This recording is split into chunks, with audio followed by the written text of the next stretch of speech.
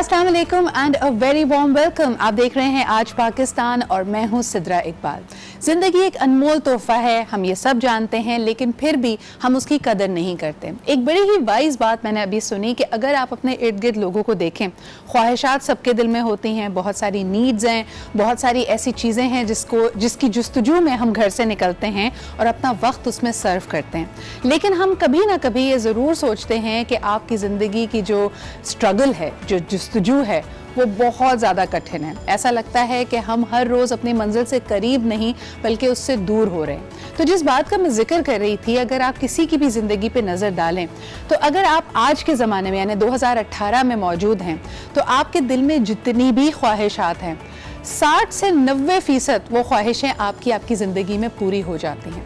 लेकिन जो चीज़ हमारी नेगेटिविटी को बढ़ाती है वो ये है कि हम उस 10% को देखते रहते हैं जो हमारी ज़िंदगी में नहीं होता। जो 90% आपके पास मौजूद है उस पर कभी हमारा इशारा जाता ही नहीं है। और यही वो चीज़ है जो एक पॉजिटिव इंसान को एक नेगेटिव इंसान से मुनफरिद बनाती है। आज आपसे शेयर करना चाहेंगे एक बहुत ही यूनिक स्टोरी इसलिए बिकॉज हम कभी कभार कहते हैं कि आपको सक्सेस कैसे मिलती है, फिर उसका आपकी ज़िंदगी पे क्या असर पड़ता है, ये बड़ा इंपॉर्टेंट होता है। बात यहाँ पे करेंगे पाकिस्तानी अमेरिकन फातिमा अली की। She is a chef by profession. बचपन से ही उनको पता था कि उनको खाना पकाने का बहुत शौक़ है and being a chef is her destiny. उन्होंने एक शेफ़ स्कूल में पार्टिसिपेट किया, वहाँ पे वो तालीम हासिल करने लगी और अमेरिका का रियलिटी शो चॉप्ड और फिर उसके बाद टॉप शेफ़ दोनों ने उनको कांटेक्ट किया। लेकिन जब पहली दफ़ा ये टीम उनके पास आई तो पता ये चला कि उन्होंने कहा कि जी मैं अभी तैयार नहीं हूँ और मुझे अभी वक्त चाहिए।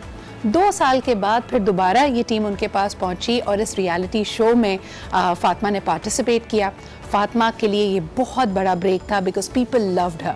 उनकी यूनिक बात ये थी कि वो वेजिटेरियन कुकिंग करती थी, इसके बावजूद लोगों ने उनको बहुत सराहा और by the end of this reality show she came out as the audiences choice winner, जो कि कई मानों में कहा जाता है कि एक्चुअल विनिंग से ज़्यादा बेहतर होता है बिकॉज आपके करियर को बहुत सपोर्ट देता है। लेकिन फिर ज़िंदगी का पहिया थोड़ा मुख्तलिफ दौड़ा और हुआ कुछ यूँ कि at the peak of her time, because इस वक्त फातिमा की उम्र है 29 साल, जब उन्होंने ये जीता था यानी जब इस रियलिटी शो में पार्टिसिपेट किया था तो ये 2-3 साल पुरानी बात है। तो you can imagine that she is a very young person. अचानक से 3 महीने के बाद उन्होंने कहा कि मेरे कंधे में दर्द होना शुरू हुआ और मैंने जाके उसको पहले तो इग्नोर किया, लेकिन जब मैं डॉक्टर के पास पहुंची तो पता चला कि ये एक कैंसर की किस्म है जिस बीमारी में वो उस वक्त मुब्तला थी। और किस भी यंग पर्सन की तरह उन्होंने उसका सामना करने की पूरी कोशिश की, कीमोथेरेपीज़ करवाई, मुख्तलिफ़ किस्म के उनके टेस्ट और चीज़ें हुई, इलाज हुआ। 1 साल पहले तक ये सुनने में आया, बल्कि चंद माह पहले तक ये सुनने में आया कि she is now cancer free, और ये बहुत कठिन सफ़र था आई एम श्योर।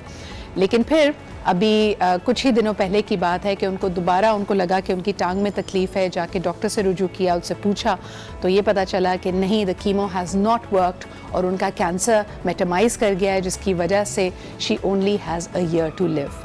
लेकिन ये 1 साल वो भरपूर अंदाज में जीना चाहती है। She is now going on a world tour, she is surrounded with friends. और अभी हाल ही में 5 रोज़ कबल she appeared on an American morning show, Ellen DeGeneres के शो में। और जो सबसे ज़्यादा स्ट्राइकिंग बात मुझे लगी, यानी लोग उनकी पॉजिटिविटी की बात तो कर ही रहे हैं, लेकिन जब वो एलन के साथ आके बैठी तो एलन ने एक बहुत खूबसूरत बात की। उन्होंने कहा, फातिमा तुम ज़िंदगी ऐसे गुजार रही हो अब इस मालूमात के साथ कि तुम्हारे पास सिर्फ 1 साल है, जैसे हम सबको गुजारनी चाहिए। हम सब के पास कितना वक्त है ये हमें नहीं पता, लेकिन अक्सर हम अपनी खुशी पे कंडीशंस लगा देते हैं कि जी अगर ये हो गया तो मैं खुश होंगी, अगर मैंने दौलत कमा ली तो मैं खुश होंगी, अगर मुझे इस तरह का लाइफस्टाइल मिल गया, अगर किसी का रवैया मेरी तरफ बदल गया, मुझे मोहब्बत मिल गई, मुझे पैसा मिल गया। ये सारी चीज़ें हमने कंडीशंस लगाई हैं। हमें नहीं पता कि कौन सा life is not about the years but how much life you punch into those years. ये बात अगर हमें समझ में आ जाए तो I think everything is going to be very very different. लेकिन बहरहाल यहाँ पे ये बात भी करना चाहेंगे कि ज़िंदगी इसी तरह चलती दौड़ती रहती है। वक्त को किस तरह हमने अपने तरीके से दौड़ाना है इसके लिए हम मुख्तलिफ इंस्पिरेशंस ढूंढते हैं। पीपल लाइक फातिमा अली, ये हमें रिमाइंड कराते हैं कि ज़िंदगी कितनी फ़िकल है। अगर आप अपनी सक्सेस की पीक में हैं तब भी हो सकता है कि ज़िंदगी की ये डोर आपका साथ छोड़ने लगे, और then you have this big question, यानी हो सकता है इसने बहुत सारे और ख्वाब देखे हों, इसे सोचा हो कि मैं अपना रेस्टोरेंट बनाऊँ, अपनी बुक्स पब्लिश करूँ, मेरी भी एक फैमिली हो, मेरी एक लेगेसी हो, बट नाउ अल्लाह ताला ने उसको 1 साल दिया है, and that legacy has to be her legacy, के वो कितनी पॉजिटिविटी के साथ ये वक्त गुजारती है। आज के प्रोग्राम की शुरुआत में हम यही मैसेज देना चाहेंगे कि अगर आप इतने इर्द गिर्द किसी चीज़ के हवाले से नेगेटिव हैं और ये सोचते हैं कि जी अगर ये हो गया, अगर वो हो गया, वक्त की कदर कीजिए। जो लम्हा आपके पास मौजूद है उसका भरपूर इस्तेमाल कीजिए। और आज दूसरी चीज़ जो मेरे ख्याल में बड़ी ज़ेर बहस थी और लोग इसके ऊपर काफ़ी बातचीत कर रहे थे सोशल मीडिया पे भी, कि आज यानी 9 नवंबर को छुट्टी होगी या नहीं। यानी इकबाल डे पहले तो हम जब स्कूल में थे तो एक मुख्तलिफ अंदाज में मनाते थे, उसमें बैतबाजी होती थी, एलिक्यूशंस होती थी, या हम स्पेशली डे को मुनक्किद करते थे। लेकिन आज हमारा सारा का सारा फोकस इस बात पे आ गया कि हमें छुट्टी मिलेगी या नहीं। ये भी मेरे ख्याल में इशारा करता है हमारे स्टेट ऑफ माइंड की तरफ। लेकिन बहरहाल आज अल्हम्दुलिल्लाह हम पाकिस्तान में इकबाल डे मना रहे हैं, और इकबाल को मुसव्विर पाकिस्तान या पोइट ऑफ द ईस्ट के अलकाबात से भी नवाजा गया। उनकी खिदमात जो लिटरेरी उनकी खिदमात रही हैं उसके हवाले से ब्रिटिश राज में भी उनको सर का खिताब मिला। और सबसे यूनिक बात ये थी कि he talks about the self and he talks about the Muslim उम्मा। यानी आप अगर देखें कि down to the individual level के एक इंसान की अपनी क्या बिसात है और ये खुद ही आपको कितना आगे ले जा सकती है। अगर आप अपने अंदर कोई फ़ैसला कर लें तो फिर पूरी कायनात कोशिश करती है आपको आपकी मंजिल के करीब ले जाने की। लेकिन ये तो हो गई आपकी individual effort. Then he also talks about, and which is I think very ahead of our times, कि उस वक्त उन्होंने ये सोचा कि एक एक ब्लॉक, एक एक यूनिट, यानी जो आप और हम हैं, यही मिलके उम्मत का एक सिरा बनते हैं। तो किस तरह ये उम्मत आगे बढ़ेगी, किस तरह हम अपने फ़ैसलों में इस बात को मद्देनज़र रखेंगे कि हमें बताया क्या गया है, हमारा दीन हमारी रहनुमाई कैसे करता है। All of that was beautifully put together in his poetry. तो आइए एक नज़र डालते हैं एक ख़ास पैकेज पे जो कि हमारा ट्रिब्यूट। एंड वेलकम बैक, आप देख रहे हैं आज पाकिस्तान। ये हमारा खुसूसी ट्रिब्यूट था ऑन इकबाल डे, और अब बात करना चाहेंगे कुछ अहम मामलात के बारे में। यानी ज़िंदगी में आपके मेरे साथ अगर कुछ अहम होता है, वो हमारा माइलस्टोन होता है, तो हम कोशिश करते हैं कि कुछ और ना भी सही तो एटलीस्ट उसको तस्वीर लेकर उस मेमोरी को, उस याद को अपने पास कैद कर लें। यानी किसी ने बहुत खूब कहा है कि अगर आप तस्वीरों को देखें, they are nothing but a passport to go back to a favourite memory. यानी कोई ऐसी बात जो आप याद रखना चाहते हैं, जो आपके लिए अहम है, उसको आप वक्त की कैद से चुराना चाहते हैं, क्योंकि वो लम्हा तो बीत जाता है। अब यही अगर देखा जाए तो बहुत सारे अदवार में इस चीज़ को बड़ा अच्छे से निभाया गया है। पुराने ज़माने में कहा जाता था जो बादशाह वक्त का होता था या जो सुल्तान होता था, तो उस वक्त के जो सिक्के थे उस पर मोहर उसकी लगी हुई होती थी, या उसकी जो तशबीह, उसकी शक्ल बनाई जाती थी उसके ऊपर एक मेडलिन की तरह। आज अगर हाल ही में देखा जाए तब भी आपको बहुत सारी ऐसी मिसालें मिलती हैं। 1998 में जब ब्रिटेन ने शमूलियत हासिल की थी यूरोपियन यूनियन में, तब भी एक ख़ास सिक्का यानी 50p का जो कॉइन था वो स्पेशली निकाला गया था, और उसमें ये बताने की कोशिश की थी कि अब they are formally a part of EU, और उसको कमेमोरेट किया था। और आज कहा जा रहा है कि 2018 में जबकि ब्रिटेन प्रिपेयर कर रहा है फॉर ब्रेग्जिट यानी EU से निकलने के लिए भी, तब भी एक ख़ास 50p का कॉइन बनाया जाएगा। UK की यानी ब्रिटेन की जो रॉयल फैमिली है, उससे पूरी दुनिया का जो रोमांस है उससे हम वाकिफ़ हैं। एंड ऑफ कोर्स बहुत सारे ऐसे अदवार में उनके मेडलियंस निकलते रहते हैं। आज भी अगर आप पाकिस्तान के बहुत सारे म्यूज़ियम्स में जाएं तो कॉलोनियल राज के हवाले से लोगों ने उसको यादगार के तौर पे रखा हुआ है कि किस तरह ये प्रेजेंट किया जाता था। These medallions have their own importance.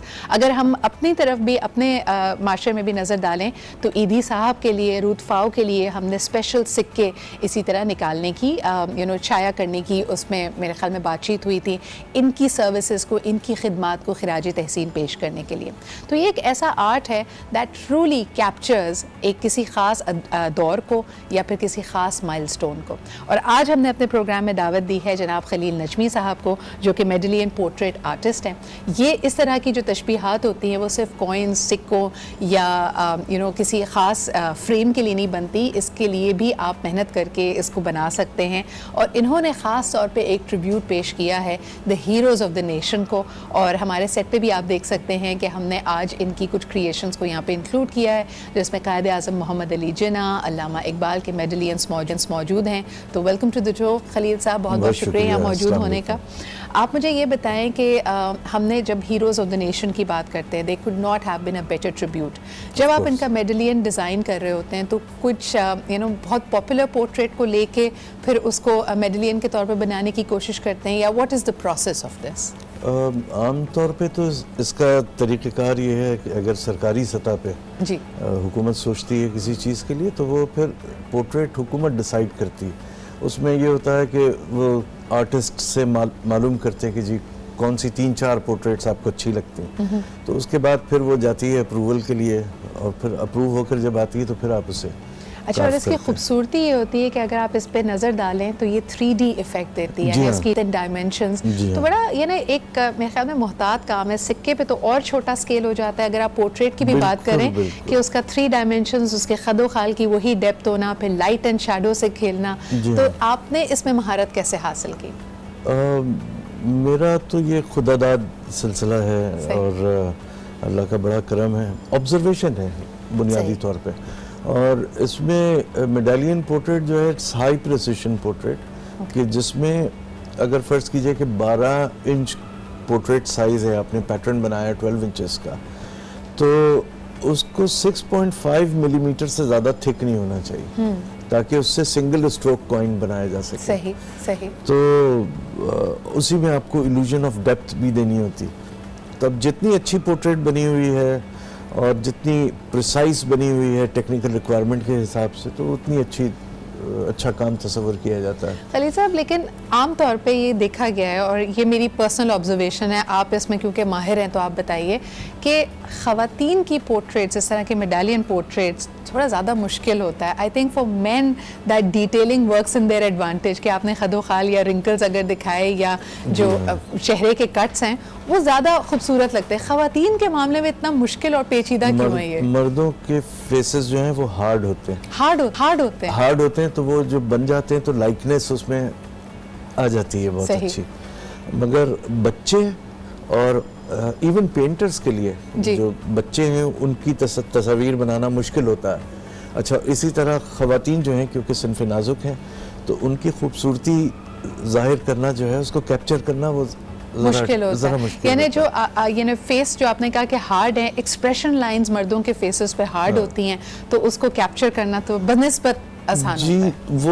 वो हो जाता है। हाँ। मगर ये कि ख़वातीन को उनकी मतलब जो सॉफ्ट फीचर्स हैं उसको मेंटेन रखते हुए उसकी लाइकनेस ये होता है। आप देखिए जैसे ब्रिटिश आप कॉइन्स की बात कर रही थी, तो ओवर दी डिकेड्स जो क्वीन एलिजाबेथ के जो कॉइन्स बने हैं, they are extraordinary, very beautiful. बिल्कुल। तो मैं तो जब छोटा था तो मुझे उससे बड़ी इंस्पिरेशन मिलती थी। सही। और मैंने तो ये काम तकरीबन 35 साल पहले पोर्ट्रेट बनाने का शुरू किया, मगर उससे पहले मैं कैलीग्राफी करता था। तो ये देख देख के मुझे मोटिवेशन होती थी कि मुझे ऐसा कुछ करना चाहिए। और उनकी महारत भी आप देखें, वही जैसे आपकी खुदादाद सलाहियत है, तो आज के दौर में भी जब आपका कोई पैशन होता है, कोई लगन होती है, तो आप हर जगह से इंस्पिरेशन कलेक्ट करने की कोशिश करते हैं। अच्छा खलील साहब, मुझे ये बताइएगा कि अगर हम पाकिस्तान में भी अगर हम अपनी हेरिटेज की तरफ देखते हैं, जो हमारा सरमाया है, तो फ़कीर कदा या दूसरे म्यूजियम्स में आपको मुग़ल दौर के भी मेडालियंस इसी तरह के मिलते हैं। फिर ये सिलसिला आज के ज़माने में थोड़ा ऐसा लगता है कि थम सा गया है। अगर हमारे पास कुछ कॉइन्स हैं तो उसमें सिर्फ और सिर्फ हम मोहम्मद अली जिन्ना का मेडालियन देखते हैं। How can this go forward? आप समझते हैं कि और लोगों के भी, और पाकिस्तान में इतने अल्हम्दुलिल्लाह पाए के लोग हैं जो कि इंस्पिरेशन है हमारी यूथ के लिए? देखिए, मैं आपसे अर्ज़ करूँ कि हम सिक्के दो तरह के होते हैं। तो कमेमोरेटिव कॉइन्स होते हैं जो कि जैसे आपने कहा कि माइलस्टोन्स होती हैं स्पेशल, उसको सेलिब्रेट करने के लिए, या जो इस तरह टावरिंग पर्सनालिटीज़ होती हैं उनको सेलिब्रेट करने के लिए। अल्लामा इकबाल की आज 101वीं सालगिरह है, और 101 साल अगर आप देखें तो जब 100 साल हुए थे अल्लामा इकबाल के लास्ट ईयर, हमने उसे एज ए नेशन सेलिब्रेट नहीं किया जिस तरह से करना चाहिए। बिल्कुल।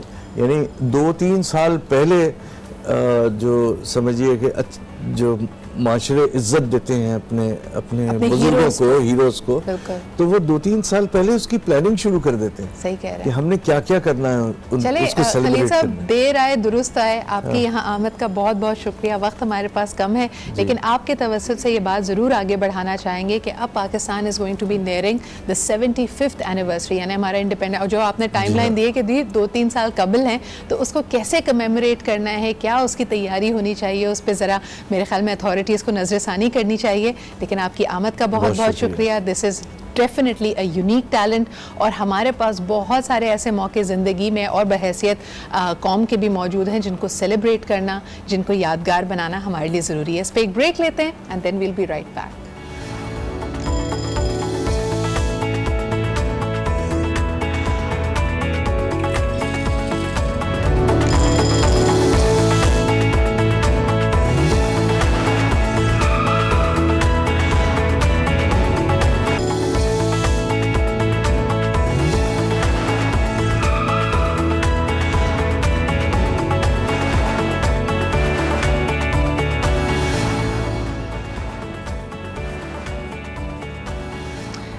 Welcome back. आप देख रहे हैं आज पाकिस्तान, और यकीनन हम सब के लिए जुम्मे का दिन तो मुबारक होता ही है, साथ साथ एक बहुत ही मुबारक महीने की आमद भी है।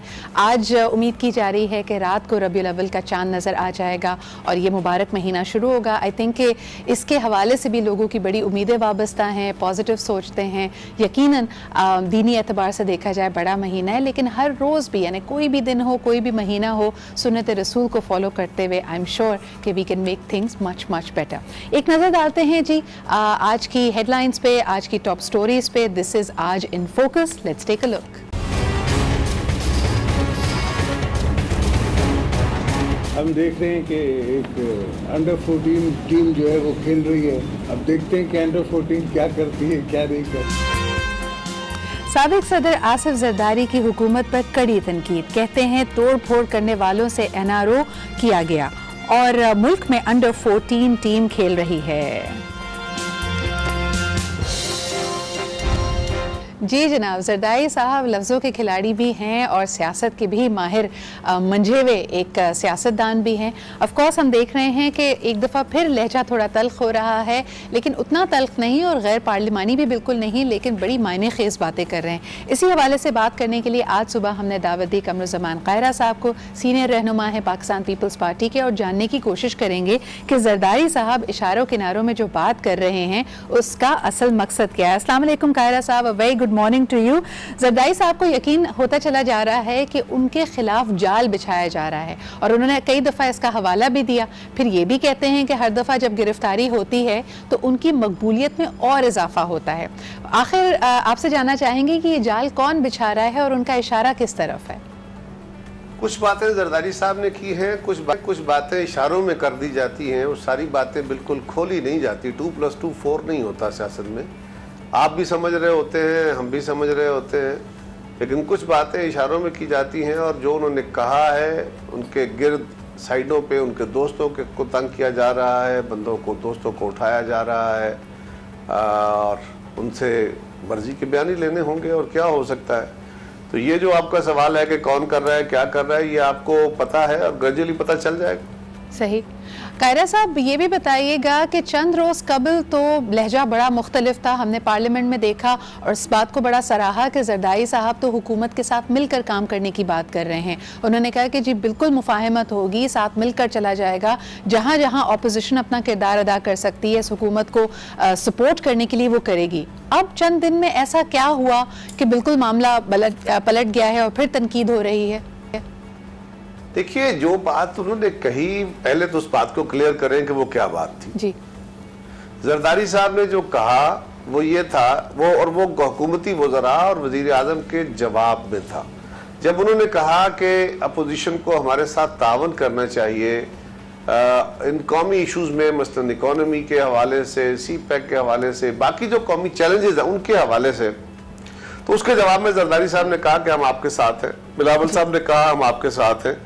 साथ होने से मुराद ये नहीं है कि हम गवर्नमेंट की गलतियों की निशानदेही नहीं करेंगे, हम उन पर एतराज़ नहीं करेंगे, क्रिटिसिज्म नहीं करेंगे, वो भी करेंगे, लेकिन गवर्नमेंट का साथ देंगे अगर गवर्नमेंट अपना एजेंडा दुरुस्त कर लेती है और जमातों को, और उन्होंने ये भी कहा कि अपोजिशन की दीगर जमातों को सबको साथ ले ताकि एक लॉन्ग टर्म एजेंडा तय हो सके, उसके लिए बातें की गई थी। उसका मतलब ये थोड़ा ही होता है कि आप ब्लैंकेट किसी को ऑफर कर रहे हैं। सही।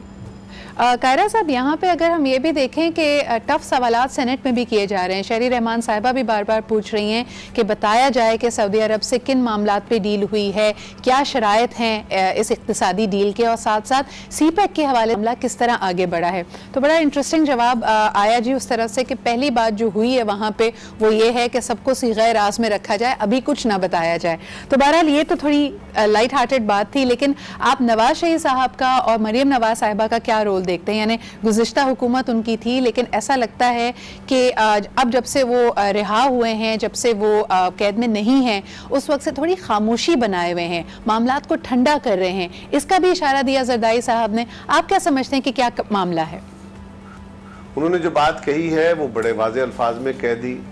रही बात मेरा ज़ाती ओपिनियन आप पूछ ले जी, तो ज़ाती ओपिनियन ये है कि मियां नवाज शरीफ साहब और मरियम साहिबा इतने दिनों से भले ये बात दुरुस्त है कि उनको अफसोस है और बड़ा सोग में है मोहतरमा कुलसूम नवाज की वफ़ात के बाद, लेकिन इतने दिनों बिल्कुल खामोशी इख्तियार कर लेना ये एक अचंभे का बायस है। आप एक वक्त में बहुत एक्टिव हैं, बहुत वोकल हैं, बहुत सब कुछ हैं, और अब आप अचानक खामोश हो गए हैं और अदालत में भी जाते हैं तो वहाँ से निकलते हुए बात नहीं करते। तो इससे बहरहाल चेम गोइयाँ तो जन्म लेती हैं। सही। आप समझते हैं कि यहाँ तो एक तरफ खामोशी बनाई हुई है, लेकिन पार्लियामान की तरफ अगर नज़र डालें तो PMLN के कायदीन, जैसे कि हमने देखा कि शाहिद खाकान अब्बासी साहब और PTI के वुज़रा भी और काबीना के मेंबर्स भी, ऐसा लगता है कि आपस में गुत्थम गुत्था हैं। एक नया लेवल तूफ़ान बदतमीज़ी है, इस तरह के इल्ज़ामात और लगाए जा रहे हैं जो पार्लियामान में इससे पहले कभी नहीं लोगों ने देखे। लोग ज़ातियात पे उतर रहे हैं बजाय इसके कि कानून साजी पे या अहम मामलात पे बहस हो। आप इसको कैसे देखते हैं? ये ग्रोइंग डेमोक्रेसीज का अलमिया है। यहाँ पे ये बातें होती रहती हैं, कभी तल्ख बातें हो जाती हैं। नए आने वाले लोग जो जमहूरी और पार्लिमानी आदाब से उस तरह वाकफ नहीं होते, तजुर्बे की कमी होती है जी, या वो गालम गलोच को और हुल्लड़बाजी को अपनी कामयाबी की दलील समझते हैं, वो इस तरह का रवैया इख्तियार करते हैं। वरना पार्लिमान के अंदर आपको पीपल्स पार्टी ने ये कभी आगाज़ नहीं किया। पीपल्स पार्टी के ज़िम्मे कभी इंशाल्लाह ये तोहमत नहीं आएगी। बाकी जमातों के रवैये आपके सामने हैं। वो असम्बलियों के अंदर खड़े होकर जिस तरह उनके वज़रा, वज़ीर आज़म और बाकी उनके जो मेंबरान हैं, उनका जो रवैया रहा है गुफ्तगू में, सिवाय गालम गलोच के और करते क्या है, और वो चाहते ये है कि तलखी बढ़ी रहे।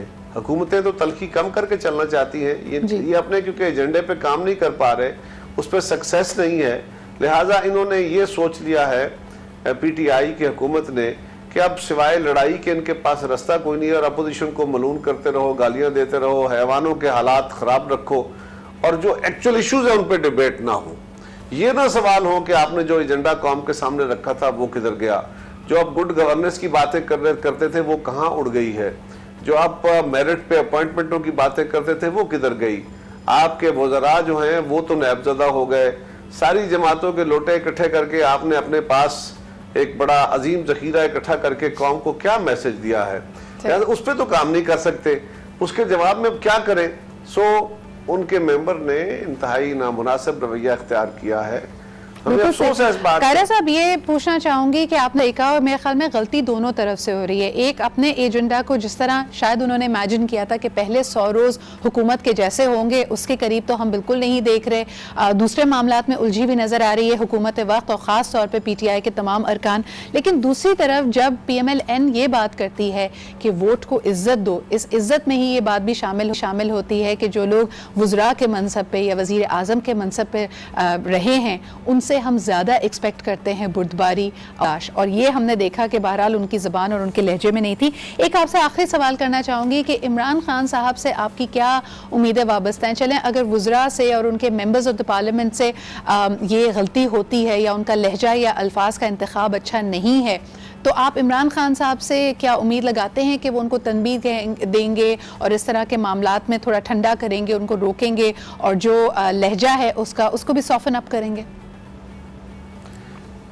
इमरान खान क्या नोटिस लें जी, इमरान खान तो खुद उनको शाबाशियां देते हैं, उनकी अपनी जबान वो है और जो उस जबान को फॉलो करता है वो इमरान खान से को 2 कदम आगे बढ़ के किसी को गाली देता है, बुरा भला कहता है, लानत मलामत करता है, तो वो खान साहब उसको तो शाबाशी देते हैं कि वेल डन वेल डन। तो जब शाबाशियां लीडर दे रहे हो बदतमीजियों पे, तो फिर कारकुन तो और बड़े बढ़ के बदतमीजी कर देंगे। लिहाजा इमरान खान ने क्या नोटिस लेना है, अल्लाह ही करे कि ये कुछ वक्त से सीख लें और पार्लिमानी आदाब को सीखें और सिस्टम को चलाने के लिए ये यकीन कर लें कि इनके अकेले होते हुए ना तो कानून साजी हो सकती है, ना कोई ये बड़ा फैसला कर पाएंगे और अल्टीमेटली मुल्क का नुकसान होगा। लिहाजा इनको खुद हुकूमत को चाहिए, इसका मतलब ये नहीं है कि हम एहतसाबी अमल की खराबी की बात कर कोई उससे कोई रिलीफ चाह रहे हैं।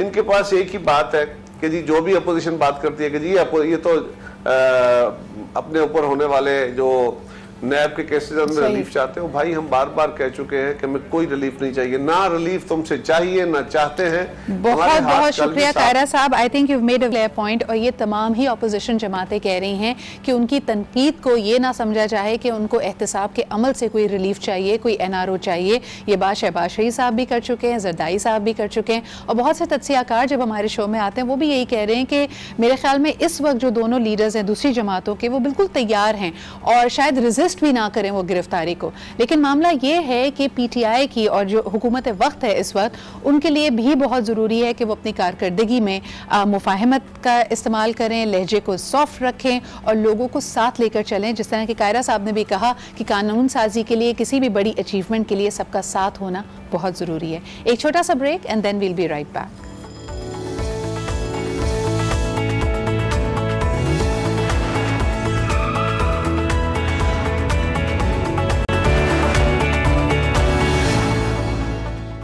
And welcome back. आप देख रहे हैं आज पाकिस्तान और हम यहाँ पे बात कर रहे हैं भूले बिसरे दिनों की। यानी मैंने अभी अभी सोचा कि क्यों ना उसके बारे में बात की जाए। बड़ा अच्छा लगता है जी अगर आपकी कभी किसी से मुलाकात हुई हो महीनों पहले, सालों पहले, और फिर अचानक से दोबारा से हादसाती तौर पे आपको वो मिल जाए। तो मेरे अगले मेहमान कुछ इसी तरह से अचानक से हादसाती तौर पर मुझसे मुलाकात हो गई। हमें पता तो था कि आज उन्होंने हमारे शो में आना है, लेकिन ये जो निस्बत है, ये जो बात है, ये शायद मुझे पता नहीं थी। ये जी किस्सा है गुजरी सदी का, नहीं बिल्कुल नहीं, कुछ साल पहले का। When I was starting out my career, मेरे ख्याल में मैं उस वक्त I was still in college and I had just completed my A levels। और क्योंकि मैं डिबेट कंपटीशन जीत के वापस आई थी, तो यहाँ पे बहुत सारे पेरेंट्स ने, बहुत सारे स्कूल्स ने मुझे कांटेक्ट किया कि how about you put a workshop together, जिसमें और जो टीनेजर्स हैं, जो स्कूल में लोग हैं, उनको भी आप ट्रेन करें कि how to go forward in public speaking. जैसा कहा जाता है कि पब्लिक स्पीकिंग दुनिया का नंबर 1 फियर है, यानी आपको मौत से इतना खौफ नहीं आता जितना लोगों के सामने बात करने से आता है। तो जी हमने एक वर्कशॉप अरेंज की, उसके बाद it was followed up by a championship, और इसमें कराची भर से आई गॉट स्टूडेंट्स। और आज जो साहब हमारे साथ मौजूद हैं, इन्होंने मुझे अभी भी बताया कि वो जो आपने वर्कशॉप की थी, मैं भी उसी का प्रोडक्ट हूँ। So I'd like to welcome Imran हमारे साथ मौजूद हैं। अस्सलाम वालेकुम इमरान सलीम, डायरेक्टर दराज.pk। क्या हाल चाल है आपका? वालेकुम अस्सलाम शादिया, बिल्कुल ठीक ठाक। सिद्रा, नाम भी भूल गए तुम इतने सालों में, बस ये याद है, देखिए जो बात सिखाई थी वो याद है, so that is a good thing. क्या हाल है? बिल्कुल ठीक ठाक जी। क्या याद कर, मैंने क्या सिखाया था, जल्दी बताओ सारे लोगों को। बहुत जबरदस्त कॉन्फिडेंस कैसे तुम्हारे अंदर मैंने कूट कूट के भरा था, वो बताओ सबको। मुझे एक एक क्लब याद है उस वर्कशॉप का, और आज तक मतलब आजकल उसी पे अमल करें। देखें जी, ये बाबा जी की बूटी होती है, आप शफकत भरा हाथ जिसके सर पे फेर दें, वो माशाल्लाह इतने कामयाब हो जाते हैं। ये तो थी मजाक की बात, but Imran, I am so glad to know that you are now working with Daraz and you one of the directors there. जिस तरह कि हम चाहते हैं कि तमाम ख़वातीन की तो ये ख्वाहिश होती है कि एक कारून का ख़जाना हो, एक नेवर एंडिंग दराज हो मेरे पास, जिसके अंदर मेरी सारी पसंद की चीज़ें हों। तो Daraz is exactly that for us. और आप घर पे बैठ के कन्वीनियंस के साथ, अगर सर्दी बहुत है, ट्रैफिक बहुत है, गर्मी बहुत है, गाड़ी नहीं है, इस तरह के तमाम प्रॉब्लम्स को साइड पे रख के आप दिन भर शॉपिंग भी कर सकते हैं। तो क्या ट्रेंड्स शो कर रहे हैं? Who are the kind of people who are shopping on Daraz? ख़वातीन ज़्यादा हैं, यंगस्टर्स ज़्यादा हैं, ओल्डर पीपल ज़्यादा हैं? कुछ बताओ। हमारा इस वक्त जो डेमोग्राफिक है दराज.pk का, वो बहुत ज़्यादा वसी हो गया है। तकरीबन 30 लाख के करीब प्रोडक्ट्स हमारे पास अवेलेबल होती हैं, जिसके अंदर from kitchen home appliances over to detergents, over to television, mobile phones, तमाम अक्सर चीज़ें जो रोज़मर्रा के इस्तेमाल में भी आती हैं और एक दफ़ा की ख़रीदारी होती है मेरे ख्याल में सालों में, वो तमाम चीज़ें हमारे पास मौजूद होती हैं। तो हमारी target audience basically is all of Pakistan, जो घर से बाहर जाके ख़रीदारी करना चाहते हैं, वो घर बैठ के ख़रीदारी उनको करवाना है। And you deliver all over Pakistan, यानी कुछ तो हम देखते हैं ना कि इस तरह के जो पोर्टल्स हैं वो कहते हैं जी मखसूस शहरों में, 12 शहरों में, 3 शहरों में, you deliver all over Pakistan. बिल्कुल बिल्कुल, हमारा जो निस्बुल ऐम है वो यही है कि ज़्यादा से ज़्यादा प्रोडक्ट्स पूरे पाकिस्तान में सबसे अच्छी कीमतों पर डिलीवर की जाए। बिल्कुल ज़बरदस्त, और इसमें कोई मेरे ख्याल में छुपी हुई कॉस्ट नहीं होती। जो लोग कहते हैं ना कि फिर अचानक से जब बिल आता है तो बहुत ज़्यादा आता है, प्राइस तो ये शो की थी, जब आया है पैसे लेने के लिए तो ज़्यादा मांग रहा है। नहीं नहीं, बिल्कुल नहीं। इसमें हमारे पास बहुत सारे पेमेंट ऑप्शंस अवेलेबल होते हैं। कैश ऑन डिलीवरी, उस वक्त अगर आपको चीज़ आपके पास आती है आप उस वक्त भी पैसे दे सकते हैं या पहले से पैसे दे सकते हैं, लेकिन जो प्रोडक्ट की प्राइस आपके सामने होती है उससे 1 रुपया ज़्यादा भी नहीं और उससे 1 रुपया कम भी नहीं। अच्छा, और can you return the products if you don't like it? और आप जैसे बाहर मैं अक्सर देखती हूँ कि लोग फुल पेमेंट करके अगर ज़ारा से या H&M से कपड़े मंगाते हैं, घर आए, पहन के देखा, पसंद नहीं आए, तो आपकी रिटर्न पॉलिसी क्या होती है? बिल्कुल, ये रिटर्न पॉलिसी है। जो ई कॉमर्स बिजनेस ओवरऑल बैनुल अक़वामी सतह पे किया जाता है, उसका बड़ा एक कोर कंपोनेंट होता है रिटर्न्स पॉलिसी का। 100% कस्टमर प्रोटेक्शन पॉलिसी हमारी होती है, जिसके अंदर ये बात बिल्कुल शामिल होती है कि अगर आपके पास कोई ऐसी चीज़ आती है जो उस तस्वीर या उस कंटेंट के मुताबिक नहीं थी जो आप एक्सपेक्ट कर रहे थे, तो आपके पास बिल्कुल 7 दिन के अंदर उसको रिटर्न करने का पूरा हक मौजूद है। अच्छा, और मुझे ये भी बताओ कि अगर मैं ओवरऑल लोगों की एक सेंटिमेंट की बात करूं, यानी अगर 5 साल पहले भी बात की जाए तो people were very scared of online portals, यानी उनको लगता था कि पता नहीं क्या चीज़ जो देख रहे हैं वो आए ना आए। आपकी with in 1 year customer base को, डेमोग्राफिक को देख के आप क्या समझते हैं कि ये जो कस्टमर का कॉन्फिडेंस है वो मज़ीद मुस्तहकम हुआ है, उसमें बेहतरी आई है, like people are now preferring to buy digital? जी, absolutely, and ये जो growth आई है, this is nothing that I think any industry in Pakistan has ever seen before. हम hundreds की बात नहीं करते, हम overall thousands की बात करते हैं जब हम revenue growth की बात करते हैं year on year की। तो that is amazing, and तमाम तर जो sections हैं population के, वो आ रहे होते हैं, वो चीज़ें देख रहे होते हैं और वो खरीद रहे होते हैं, और दिन ब दिन के हिसाब से बल्कि ये अब चीज़ जो है बढ़ती जा रही है। इमरान, एक जो हम यानी जब हम MBA कर रहे होते थे तो एक 20-80 फॉर्मूला, 80-20 समझते थे, 20-80 जो भी आप उसको कहना चाहें, कि मॉल्स में जो लोग जाते हैं तो 80% से विंडो शॉपिंग करते हैं, 20% एक्चुअली बाय करते हैं। तो आपके पास जो ट्रैफिक आ रहा है उसमें से सीरियस बायर कितना है?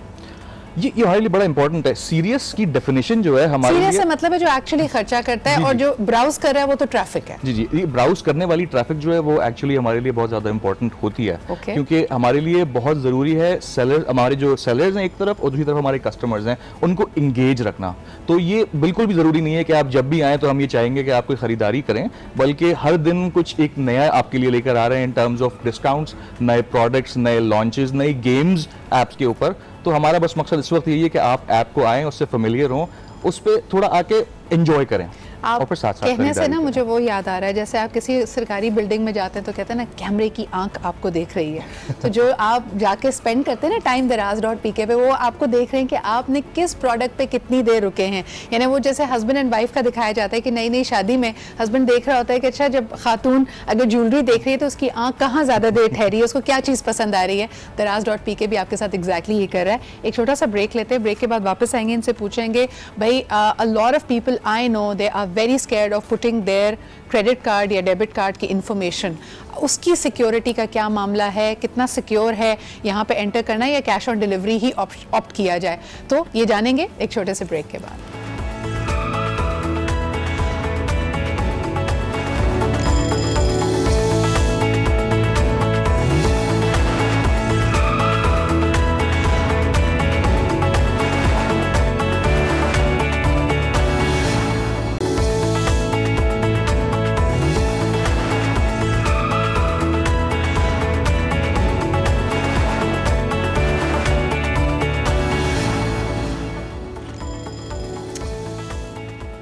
Welcome back. अगर आपका थोड़ा सा भी स्पिरिचुअलिटी में इंटरेस्ट है तो आप ये देखेंगे कि बहुत सारे आर्टिकल्स इसके हवाले से हैं, और कहा भी जाता है कि अगर आपकी नज़र घड़ी पे उस वक्त पड़ जाए जब 11:11 हो रहे हैं, यानी 11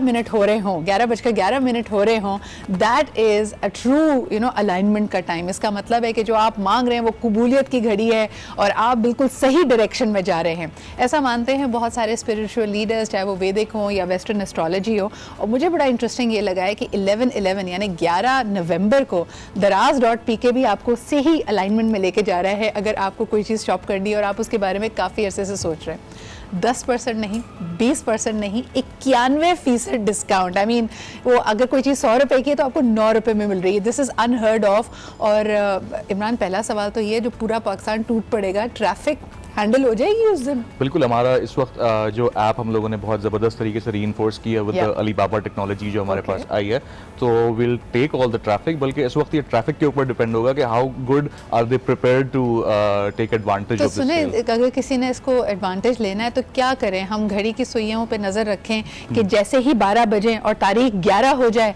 तो उसके फ़ौरन बाद हम परचेजिंग शुरू कर दें। बैनुल अक़वामी सतह पे जो कुछ इवेंट्स होते हैं उसमें बड़ा डोर बस्टर वाला कॉन्सेप्ट होता है। आपने देखोगे लोग दरवाजे तोड़ के दुकानों में घुस जाते हैं, तो इस वक्त मेरे ख्याल में अगर हमारे दरवाजे होते तो वो भी टूट रहे होते। वैसे मुझे याद आ रहा है कुछ हमारे डिजाइनर्स के साथ ऐसा हुआ भी है। याद है आपको ईद पे और डॉल्मेन मॉल वगैरह में हमने देखा कि एक जम्मे गफीर आया, वो खवातीन कहाँ से आई, लोगों ने कहा ये जी याजूज माजूज की कौम है शायद, ये बस आई है और चीज़ें लेने के लिए। लेकिन और ये जो हम 91% की बात कर रहे हैं, this is overall at an average electronic appliances for example, उस पे कितना डिस्काउंट होगा? I'll give you an example. पिछला साल हम लोगों ने दराज ने एक बिग फ्राइडे इवेंट किया था। उसमें हमने कहा था कि अप टू 86% ऑफ हम लोग which was last Friday of November last year. तो उसमें we gave out about 100 LED TVs for 3,000 rupees. तो वो 86% के ऊपर भी हम लोगों ने जो है मतलब रियल गुड वैल्यू स्टॉक जो है वो हम लोगों ने दिया था। उसमें चैलेंज सबसे बड़ा ये होता है कि इन एनी गिवन डे किसी भी दुकान पे 100 टीवी एक दिन में बिकना बहुत मुश्किल होता है, लेकिन इस दिन लाखों की तादाद में लोग मौजूद होते हैं। तो उसमें फ़ायदा सबका यही होता है कि जो चीज़ आपने ख़रीदनी है वो पहले से आप अपनी कार्ट में अपनी ऐप डाउनलोड करके उसके अंदर रखें, 12 बजते ही फ़ौरन चेकआउट कर जाएं। तो ये आपको सिर्फ आज पाकिस्तान में गुर की बात पता चली है। आप जाइए, इस वक्त भी जा सकते हैं daraz.pk पे, अपनी पसंद की चीज़ों को अपने कार्ट में, यानी वो जैसे आप फिजिकली जैसे कार्ट लेके घूम रहे हैं, put it in, but the purchase can be made on 11/11 ताकि आपको मजीद उस पर डिस्काउंट मिले। और आप नोट भी कर सकते हैं, इस वक्त आपको प्राइस फ़र्क नज़र आ रही होगी जो डिस्प्ले हो रही होगी, और 12 बजते ही 11/11 जैसे ही तारीख होगी तो वो प्राइस घट जाएगी। अच्छा इमरान, मुझे ये बताएं कि ये तो आपने बात की कि advantage in terms of discount भी है। मुझे सबसे बड़ा एडवांटेज ये लगता है फॉर कंपैरिजन, यानी हम में से वो लोग जो बड़ा प्राइड लेते हैं कि जी मैं छान पटक के शॉपिंग करता है, और ज़्यादा टाइम लोग यही लगाते हैं ऑनलाइन शॉपिंग में। आपको सबसे बड़ा फ़ायदा यही है कि आप अपने घर से बैठ के जितनी तसल्ली के साथ रिसर्च कर सकते हैं, तहकीक करके प्रोडक्ट ले सकते हैं, वो मेरे ख्याल में ऑफलाइन किसी दुकान पे जाके आपको उतना इत्मीनान और सुकून नहीं मिलता। अच्छा, आखिरी सवाल इमरान, मुझे जाते जाते ये बताओ कि जो ख़वातीन शॉपर्स हैं और जो मर्द हजरात हैं, जो ट्रेंड्स आपने देखा है, जो उनका डेटा देखा है, इनमें आपको फ़र्क क्या लगा है? ख़वातीन ये ना बेचारी बदनाम है ना बहुत, कि हम एक तो शॉपिंग बहुत करते हैं, जल्दबाजी करते हैं, मर्द हजरात कहते हैं जी मैं छान पटक कर वही तहकीक करके शॉपिंग करता हूँ। आपका डेटा इस बात को बैक कर रहा है? मेरे ख्याल में तो ख़वातीन जो है वो ज़्यादा तहकीक करके और ज़्यादा एक्सप्लोर करके चीज़ें खरीदती हैं। और ये इंपॉर्टेंट है मेरे ख्याल में। ख़वातीन अपने घरेलू मामलात में शायद इतना मसरूफ़ हो जाती हैं कि उनको एक बिलावजह की एक बोल दी गई है कि जी आगे से टाइम लिए बगैर जो है आपने जो ख़रीदारी करनी। बट जब उनको मौका मिल रहा है कि आराम से बैठ के तहकीक करके अच्छी चीज़ लें, तो हमने जो अपने ट्रेंड्स देखे हैं वो यही देखें कि बराबर जो है लोग पूरी तहकीक करके जाँच पड़ताल करके ही ख़रीदारी कर रहे हैं। और एक और सवाल ये, जैसे हम हमेशा फैशन एक्सेसरीज़ की अगर बात करें, पर्सनल ग्रूमिंग की, पर्सनल रिक्वायरमेंट की जो चीज़ें हैं, ख़वातीन तो उसी को शॉपिंग मानती हैं, बाकी सब तो चले वो टास्क होता है हमारे लिए। बाकी जब कपड़े, जूतों, ज्वेलरी की बात होती है, दैट्स रियल शॉपिंग। तो मर्द हजरात का इंटरेस्ट इन चीज़ों में कितना आपको नज़र आ रहा है? वो भी पर्सनल ग्रूमिंग, पर्सनल यूजेज के आइटम्स में उतने ही इंटरेस्टेड हैं? मेरे ख्याल में यहाँ पर थोड़ी आसानी हो जाती है, क्योंकि अगर किसी शॉप पे जाके कोई मर्द हजरात मतलब if he wants to buy maybe things that are a little feminine inclined, तो वो शायद इतनी आसानी से नहीं कर पाते। लेकिन हम दोस्तों के साथ जाते तो लोग मजाक उड़ाते हैं कि ये तुम क्या चीज़ें, एक शर्ट लेने में तुम इतना टाइम लगा रहे हो, यहाँ पे जरा प्राइवेसी के साथ काम हो सकता है। जी बिल्कुल। From grooming kits to shampoo specifically for men, ये तमाम चीज़ें जो हैं बहुत ज़बरदस्त तरीके से हमारे पास सेल हो रही होती हैं। हज़रात भी भरपूर तरीके से ले रहे होते हैं। अच्छा, ये 11/11 चूज़ करने की कोई ख़ास वजह? 11/11 एक बैनुल अक़वामी सतह पे एक शॉपिंग इवेंट है जो दुनिया का सबसे बड़ा शॉपिंग डे होता है। 190 ममालिक जो है ख़रीदारी करते हैं 11/11 में। पिछले साल 190 ममालिक ने 11/11 जो भी कंट्रीज़ मना रही थी वहाँ से ख़रीदारी करी थी। तो इस साल भी Pakistan is joining in on the bandwagon. We are the Alibaba group of companies जिसका अब दराज जो है हिस्सा बन गया है। तो तकरीबन 11 से ज़्यादा ममालिक में ये आइटम्स अवेलेबल होंगे और 190 ममालिक में लोग खरीदेंगे। फिर 11 यानी 11 ममालिक में अवेलेबल होंगे। 11 आपकी फेवरेट डेट होनी चाहिए जी, इसमें बहुत कुछ आपको मिल सकता है। Make the most of it. और ख़ास तौर पे मुझे ये समझ में आ रहा है कि जैसे इंटरनेशनली हम देखते हैं कि क्रिसमस करीब है, यानी फेस्टिवल सीज़न इसको कहा जाता है। हमारे यहाँ भी विंटर्स शादियों का सीज़न है, रबीउल अव्वल की भी आज शुरुआत है। तो पीपल ये बड़ा हैप्पी टाइम होता है। अपने साल को और अपने आप को खुश रखने के लिए ज़रा सा अपने लिए वक्त निकालिए और वो चीज़ें लीजिए जो आपको बहुत पसंद है। Thank you very much Imran for being here. IT is definitely changing the way we look at life और इसी डिस्कशन को आगे बढ़ाएंगे इस आवर में। हमारे साथ रहिए। एक छोटा सा ब्रेक।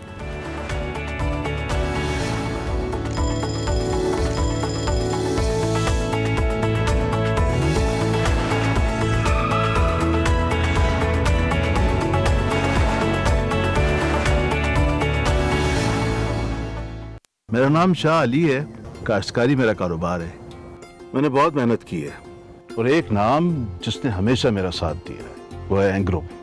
एंग्रो ने सरखेज जमीन और ताकतवर पैदावार पर मेरे यकीन को हमेशा बरकरार रखा। एंग्रो का और मेरा बरसों का साथ है। जैसी भी जमीन हो एंग्रो के पास उसका हल मौजूद है। यूरिया, DAP, ज़राई अद्वियात, मैंने हमेशा एंग्रो इस्तेमाल किया है और हमेशा करता रहूंगा। भरोसे के 50 साल एंग्रो फर्टिलाइजर। मामा देखिए 250 लाइक्स। आपके बाल इतने अच्छे कैसे थे? तुम्हारी नानी है ना, मेरे बालों में मजबूती के लिए कुदरती जड़ी बूटियाँ लगाती थी। मेरे लिए ये सब नहीं? क्यों नहीं? नया life boy naturally long shampoo. इसमें है शिकाकाई, रीठा और आंवला। ये बालों को दे मजबूती ताकि वो लंबे बढ़ते जाए। मामा मेरी नई फोटो देखी? देखी और लाइक भी कर। Life boy naturally long shampoo, मजबूत लंबे बालों के लिए। बहुत लेट हो गया हूँ, बड़ा इंटरव्यू है आज। अच्छा भाई साहब कट जाएगा। ये है जिलेट ब्लू2 प्लस जो दे महफूज शेव कहीं भी कैसे भी। Gillette blue two plus chromium plated blades के साथ जो चले 5 शेव तक। The best man can get. New Kala Kola Amla hair oil. इसमें है खालिस आंवला, स्याह घने बाल। काला कोला आंवला का कमाल।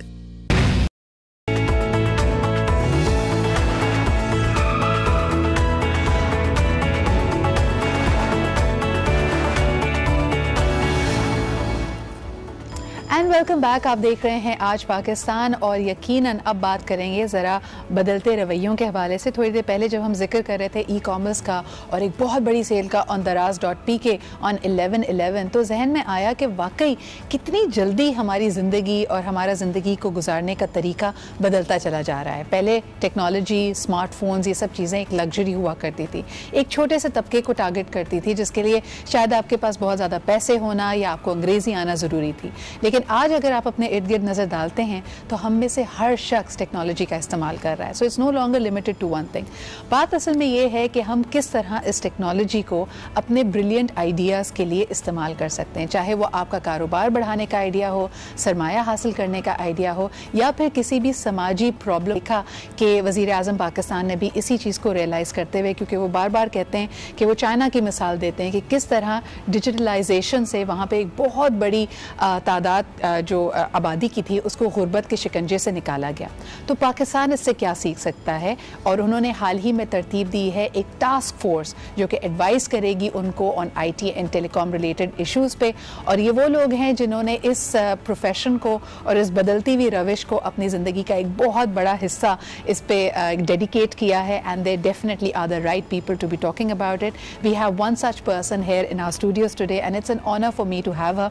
जब मैंने अपने करियर की शुरुआत की थी, I remember I started out as a business journalist, and one of my initial shows I had her there, and she's not only held that ground but she's gone on to do many more innovative things. Right now we see her heading an incubation center which is backed by Google. It's called the Nest.io, and she's also a part of the task force advising to the Prime Minister on IT and telecom in Pakistan. We have the honor of having with us Jiha Ara. Assalamu alaikum, Jahan. Walaikum assalam. Jahan, your name has the world, and now you're conquering the universe. It No, was I'm like not yet. it was a premonition, like it was a prophecy that came true. Maybe my parents had that in mind. They saw it, right? And it just became, you know, self-fulfilling, and alhamdulillah. Thank you for being here. And right next to you we have Rabil Varayaj. Thank you, Rabil, for being here. You're heading a VC, which is a venture capitalist organization. और अगर आपके पास कोई ज़बरदस्त idea है, what you can do is you can get in touch with him, and he's going to छान पटक करेंगे और उसके बाद देखेंगे कि आपके idea में कितना दम है, क्या आप पे पैसा लगाया जाए, ना लगाया जाए. So that is what Rabil does, and of course he's full of great advice about how IT is changing our life for the better. So thank you once again for being here.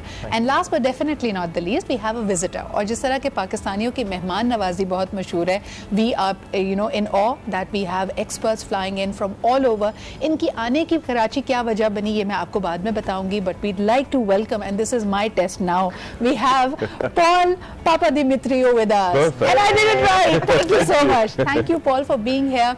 You, alhamdulillah, are of course one of the key people we are actually focusing and highlighting for the upcoming conference. मैं बताते चलूँ कि Nest IO ये दूसरा साल होगा जी कि Disrupt 021 Karachi का कोड है.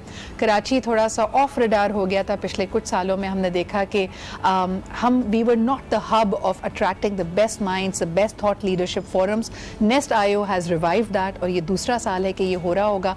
और बेहतरीन बात इसकी ये है कि पूरी दुनिया से the best practitioners of technology and how technology has helped them take that leap, उनको ये attract करके कराची लेके आए, and Paul is of course one of them. So thank you, Paul, for being here. Let me begin with Jahan. Jahan, एक तो ये added responsibility advising की, this is something you've dedicated your life to, but what is on the agenda of the task force? So we haven't met yet. Okay. Only the names have been announced. I think my inclusion is to advise on startups, entrepreneurs, incubators and accelerators. Other than being part of Pasha, I think Pasha is represented by our chairman on the task force, right. Syed Ahmed. So I think once we've met, we'll know what it is that we are expected to do. But I'm glad that they've put together some very good people. Many of them are friends. And if we are able to advise them and they are able to take those ideas forward, then I have a lot of hope that we'll be on the right track. And also credit must be given where it is due. यानी हमारी जो former IT minister है अनुषा रहमान, उन्होंने अक्सर ये बात की कि एक 13 साल का lag था. When they came in 2013, Pakistan did not have 3G, Pakistan did not have 4G, which has been a major catalyst. So, the credit goes to the previous government, and now it's really important to keep that momentum going. One of the things they've promised, Jahan, is 5G. Do you think Pakistan is ready and it will be beneficial for us? Yes, of course. I mean, look at the uptake of technology, the uptake of mobile phones, smartphones, and we were sitting with some friends yesterday, the number of YouTube videos that are watched, whether it is learning material, whether it's movies from all over the world, the uptake is so quick. So I think we're ready for anything. You introduce technology to this country, and there are a lot of young people ready to adopt it. I'm trying to keep up with technology. I was just complaining to my team कि मैं उनसे मांग रही थी कि भाई मुझे भी क्लिप दे दो, मैं भी अपने पास रखना चाहती हूँ अपने शोज़ की कुछ यादगार. तो पता चलता है मेहमानों के पास पहले होती है, मेरे पास बहुत बाद में आती है. So yes, technology is definitely moving forward by leaps and bounds. Rabil, when it comes to great ideas, a lot of time people struggle with the fact कि they may have a great idea, they just don't have the capital, या वो सरमाया नहीं है जिसके through वो चीज़ों को actualise कर सकें, उसको एग्जीक्यूट कर सकें. That's where you come in. But what are some of the things that people should keep in mind before approaching a VC? I think the idea of availability of financing to grow a business is not a new one for any emerging ecosystem, and Pakistan, just like other ecosystem, is going through a trajectory where this asset class, which is actually the riskiest asset class, requires people to get comfortable over time to be able to invest in underlying startups. So any startup that is, any entrepreneur that is looking to build a startup should really think first whether they need external capital, because there is obviously a lot of work that can be done by bootstrapping, and by definition is also required by investors to be able to demonstrate the traction of their idea, because there are lots of ideas. Everyone has an idea. I think the challenge... And everybody is married to their idea. Exactly. They love their idea the exactly. best. Which is kind of different. I mean, you don't love your spouse as much as you love your idea. Exactly. Until you realize that it's not really working. Yeah. So I think what we emphasize on is execution more than the idea. And I think we also need to be cognizant as a VC focused on Pakistan that we might not be the best hub for the next big innovative breakthroughs on the global level the same way that Silicon Valley is. But at the same time, there are a lot of local challenges that require local solutions. So what you're looking for is insight-based solutions. Exactly. Which is smart as well, because just as you said कि अगर bootstrapping से जिसकी मुराद है कि आप अपने ही वसाइल में महदूद वसाइल में एक स्मार्ट सिस्टम बना लें तो वो ज़्यादा आपके लिए बेहतर है rather than saying कि जी ये ड्राइंग बोर्ड पे देखें जी कितना खूबसूरत आइडिया है, जब पैसे आएंगे, जब छप्पर फाड़ के पैसे मिलेंगे उसके बाद आप देखिएगा ये आइडिया कहाँ जाता है. वैसे आप क्या कोशिश करते हैं at the incubating stage? Would you like to invest in an idea या acceleration point पे जब वो पहुँच जाता है? That's a very good point. We don't back PowerPoint presentations. So what the idea is, KG, if there is a demonstrable traction at an early stage, we like to be the first venture investors in, because what we believe we can add is a lot of that venture building or company building expertise as well. Right. Like how to set it up, how to bring together additional investors at a later point, just a little bit of hand holding, which to be honest is required in Pakistan because the leadership layer hasn't gone through that trajectory where they've already built businesses, exited them, raised more capital to then build further new businesses. So we think that we can bring some of that learning from other international ecosystems. We've been trained as institutional investors, and hopefully with that also encourage local families and local capital to start participating in this sector. And maybe transform as well. In Pakistan आप देखेंगे कि बहुत सारे खूबसूरत ideas हैं, generations of entrepreneurs मौजूद हैं, लेकिन हमने वो जो अच्छा सा काम है ना वो यूनिवर्स का इस वक्त बेस्ट केप्ट सीक्रेट है. यानी पाकिस्तान में अगर आप ऑर्गेनिक चीज़ें देखें, अगर आप ख़ास जो हमारी जैसे एम्ब्रॉयडरी है, मिठाई है, ये चीज़ें, लेकिन आप उसको उस तरह पुश नहीं कर पा रहे. You haven't been able to put it out there in the digital world. That I feel is a lagging. But you know, Paul, I want to ask you one thing. One of the things I notice, one of the trends I notice when it comes to startups, when it comes to tech-based ideas is that they were banking on the data mining. They all assume that, okay, maybe this is the business model and we'll get so far with it. But the big promise was that, you know, we'll collect data, we'll know the consumer better, and then that's going to, you know, become something much bigger. Unfortunately, we haven't been able to actualize that. No, we haven't. Actually, we've even seen the opposite. We've seen a lot of scandals happening with the misuse of data. And I think it's mostly because consumers don't really understand what is actually being used. And that's, I think we're just in a phase where, like a tango, you have the consumers, they want more convenient services, and you have the companies that want to grow and they need the data to understand those consumers. And right now we're like in this tango where each of the couple is looking at each other, not being sure what do you know about me, but what do you want to know about me? And I think we're like kind of figuring it out. So depending now where you are, of course in countries, I live in the UK, in countries that are more advanced, more mature in terms of technology, you'll have probably more regulation and probably also an easier way to get to that data. In emerging countries, I used to live in lots of emerging countries as well. Myself, it's a bit maybe delayed, but that doesn't mean that it's going to be a bad thing. I think at the end of the day, we want more convenience. Right. And we will have to convenience at the price of what, Paul? If I was to ask you, you're right that it's an evolutionary stage at this point. But are we saying that later on we'll be living more transparent lives? You know, privacy is going to be a thing of the past. We put all of it out there, and you allow people to sort of read our minds? No, I disagree. First of all, I really hope nobody can read my mind, but I don't think so. I think there was this promise. It's you know, it's a myth that comes especially out of the Silicon Valley. The privacy is dead. Mark Zuckerberg said that, the founder of Facebook. But he backtracked. And even another statement from you know, Facebook, where they said that if you want privacy, you'll have to pay for it. So now I'll have to have a paid service just to keep my data private. I mean, That's a big question mark, but we're going to talk more about it, and that's the grim side of it. But let's talk about the positives. अगर हम बात करें पाकिस्तान की youthful population, smartphone की आबादी हमारी आबादी के साथ साथ ही बढ़ रही है, और इसका हम कैसे फ़ायदा उठा सकते हैं और ख़ास तौर पे ये इनेबल कैसे कर सकती है. फ़ायदा उठाना भी कई लोगों को एक बहुत ही सेल्फिश अप्रोच लगता है, लेकिन सबसे बढ़कर ये कि उसका फ़ायदा हम खुद कैसे उठा सकते हैं, हम कैसे एम्पावर हो सकते हैं, जो चीज़ें हमारी पहुँच से, हमारी दस्तरस से दूर थी, वो हमारे पास कैसे आ सकती है. A short break and we'll talk right about that.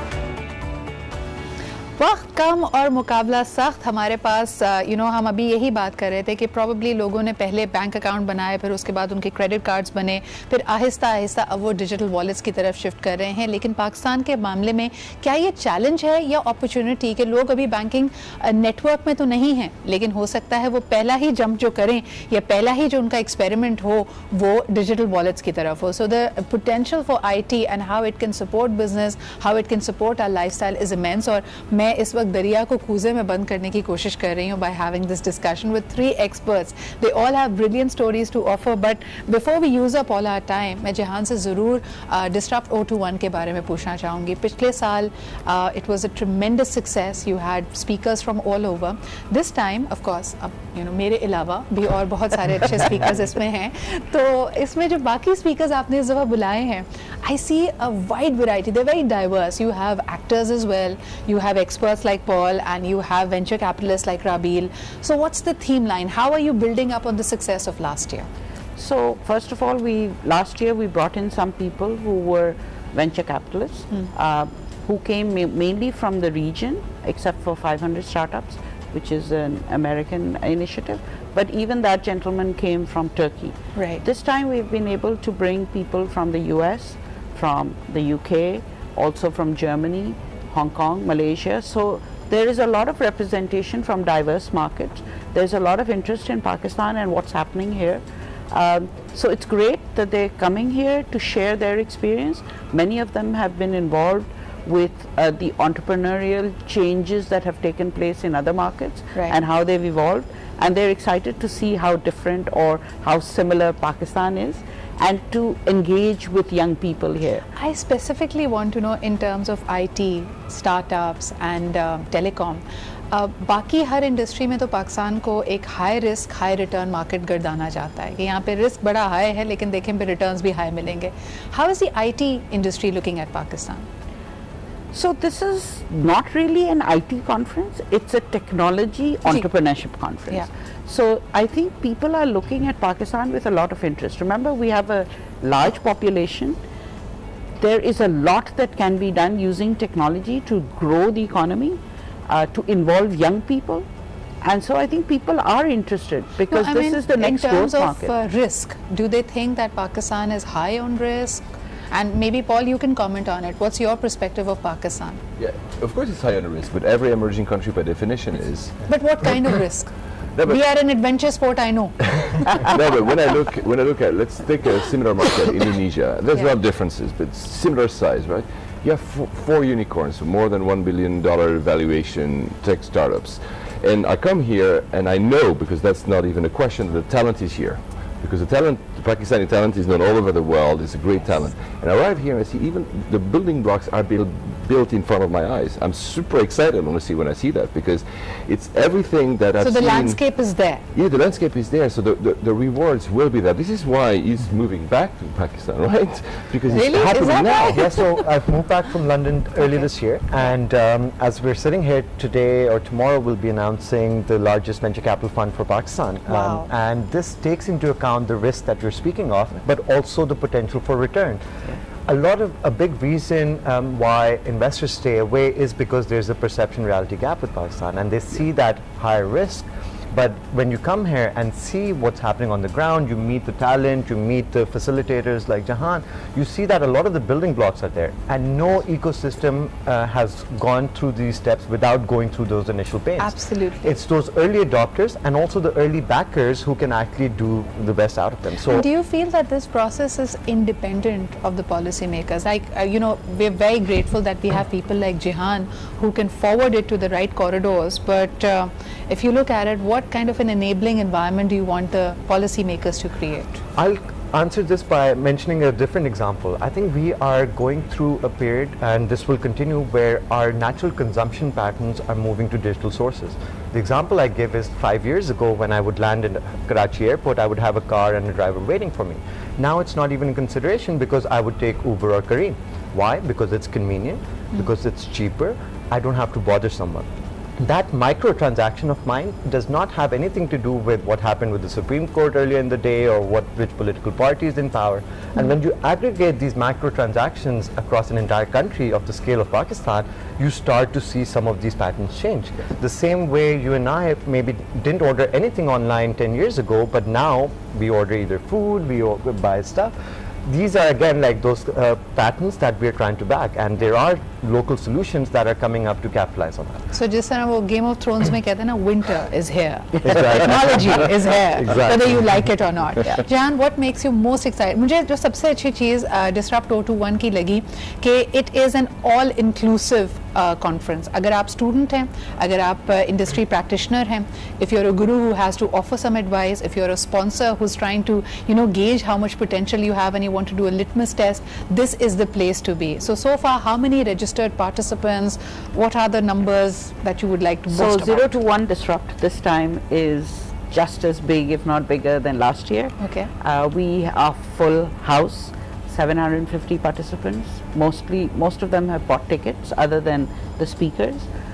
There is a fair combination of startup entrepreneurs, smaller percentage of students, because we want the entrepreneurs and the professionals to engage with the VCs and the backers. But there were limited seats, and they were much cheaper, and you know, within the reach of your limited budgets. And the rest of the students we've sort of accommodated as volunteers, so that they can help with the arrangements. And online, I mean, all this discourse will be available online. It will be streaming online. And the exciting thing is, there is of course going to be the conversations and the sharing on stage. And then there are office hours on the side, where people like Paul and Rabil and others have agreed to meet one-on-one with entrepreneurs who've specifically asked to meet them, either for mentorship or the likelihood of maybe interesting them in investing. Then we have some workshops run by experts from both the local market as well as from overseas.